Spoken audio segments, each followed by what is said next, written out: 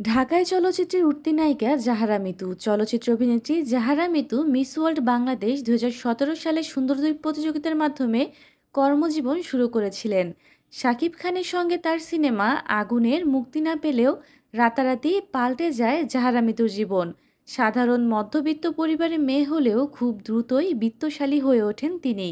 গুঞ্জন রয়েছে আওয়ামী লীগের সাধারণ সম্পাদক ওবায়দুল কাদেরের হাত ধরেই রাতারাতি ভাগ্য বদলে গেছে এই নায়িকার।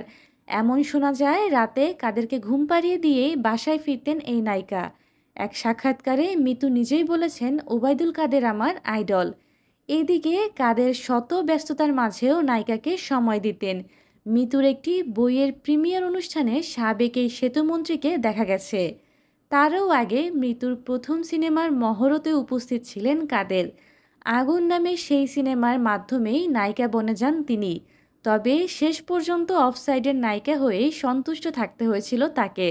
যদিও তার বিলাসবহুল জীবনযাপন নিয়েও চলছে আলোচনা।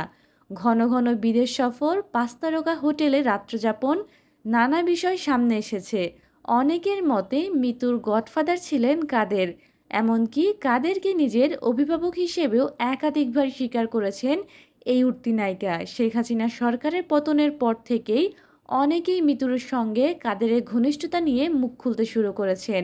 বিষয়টি নিয়ে সামাজিক মাধ্যমগুলোতে চলছে আলোচনা। সম্প্রতি একটি সংবাদ মাধ্যমে বলা হয়েছে, ওবায়দুল কাদেরের সঙ্গে ঘনিষ্ঠ সম্পর্ক ছিল মিতুর। এমনকি প্রায় রাতেই তাদেরকে দেখা হতো। শুধু তাই নয়, ওবায়দুল কাদেরের সঙ্গে নিজের ছবি, ভিডিও এবং ঘনিষ্ঠতা দেখিয়ে অনেক কাজেও বাগিয়ে নেওয়ার চেষ্টা করেছেন তিনি।